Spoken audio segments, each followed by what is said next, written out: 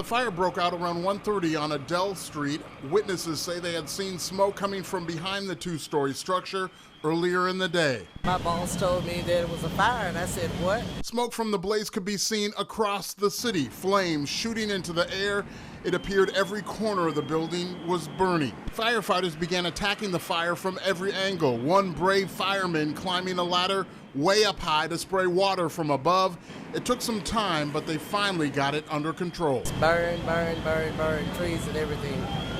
Kill all the electric in the area, everything.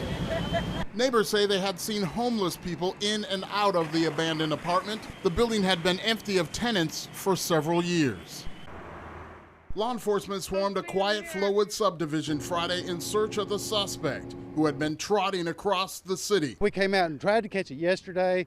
It ran into the woods. The first attempt to corral him on Wisteria Hill Drive failed. The calf ran, disappearing behind a house. Well, he's been all over, everywhere from the Reservoir Fire Department on Spillway Road to Dogwood Mall. I saw the cow about 4 o'clock this morning and I left Walmart. More officers were called in, but every time they got close, he got away.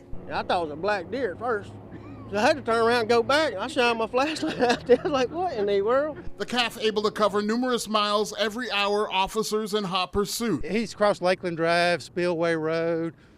He's been to the school. At one point, it appeared they had him tired. The calf laying down in a thicket of trees, but within 10 minutes, he was again on the move.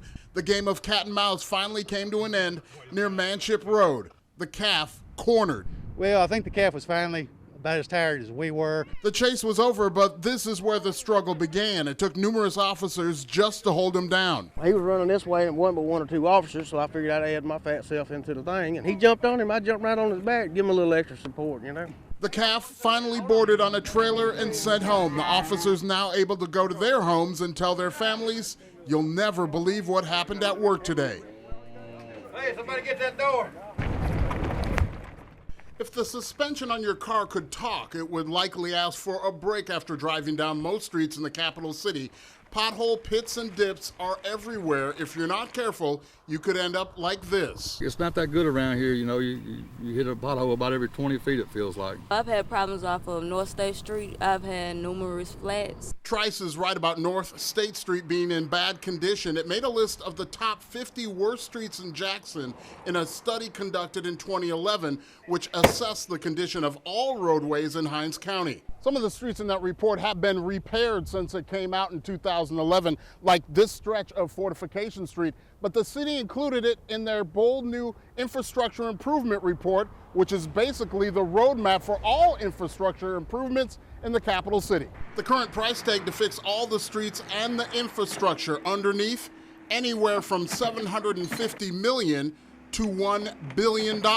Right now, the city says they are repairing 3,000 potholes a month. They're in the bidding process to pave 14 streets using community development block grants. We have to consider every possible way to get funding into our city so that our citizens have a high quality of life, that they're not that their health and wellness isn't threatened, and that when they're driving down streets that they're not dodging potholes. Jackson Mayor Tony Yarber is hoping to get some federal aid for the streets pending approval of another emergency declaration. Then there's the 1% sales tax revenues, which could generate about $13 million annually. Use of those funds would need to be approved by the 1% commission. Mayor Yarber and his administration say it's decades of neglect and lack of investment that has left Jackson streets in their rough condition. This is supposed to be the capital city. It got 3 million potholes. I've never seen it like this in my whole life. The streets are now in desperate need of a costly makeover that taxpayers know they'll be responsible for part of, but question if the city will be able to get enough money to finish the entire job. In Jackson, I'm David Kenny for 3 on Your Side. You could hear the crackle and feel the heat along the edge of I-55 in Summit. Wind conditions, the low humidity is feeding the fire. Volunteer firefighters did what they could along the perimeter. Meanwhile, the Mississippi Forestry Commission brought in its bulldozers to cut fire lines. Their hope was that the fire would not move past that, but they were working against Mother Nature. It's jumped several fire lines within the perimeter here now, and so we're just trying to keep it and hoping the interstate will be the stopping point for this. It was, but there were some close calls as the winds picked up repeatedly. The good news here, No structures for probably a half a mile. It's basically woodland. they don't know what may have sparked this fire, but know that the conditions were ripe for it to spread quickly.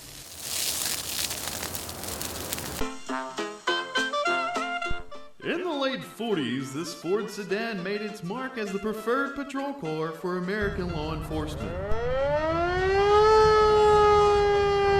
It's now 2015, but that didn't stop Sheriff Brian Bailey of Rankin County from getting his hands on one. It's a 1948 Ford Sedan Deluxe, and right now it's all original except for the motor. It's even got an old radio from there in it, the old light and everything on top. But everything else is pretty much original. Sheriff Bailey says he found the patrol car on Craigslist, and because he was unopposed this go-round, he used saved campaign funds to make the purchase. You can see we added my name and some Rankin County stuff to it, and it got a lot more money to spend, a lot more upgrades, but like I say, it's something fun. I think the public loves it, the people love it, and I'm sort of a romantic in a way. I like old-timey stuff like this and history, so it was a perfect purchase for me. The car was road ready with the Ford Mustang 302 3-speed transmission. After riding in this car, I can tell you it rides like a dream, and with a little work, it could be as good as new.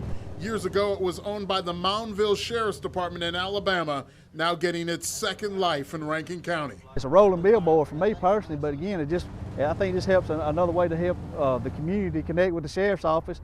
Somebody that may not ever talk to a deputy may walk up to the deputy driving this car or me and start asking questions, build up good community relationships, just as simple as a car. In Rankin County, David Kenny, 3 on your side.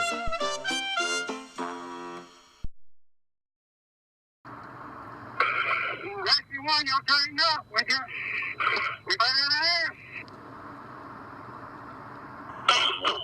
we got a ladder by the window. We need y'all to make it to that window.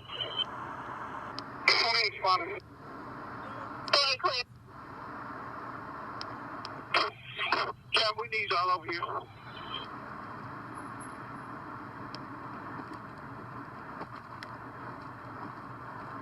Rescue 1, dispatch. We're in the back of the house. Command to Rescue 1.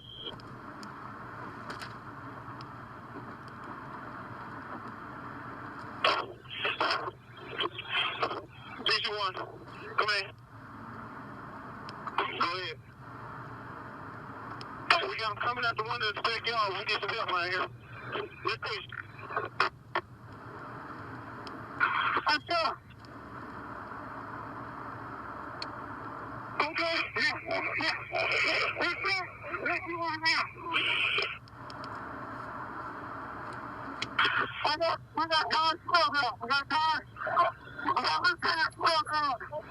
Rescue 1, what are we saying?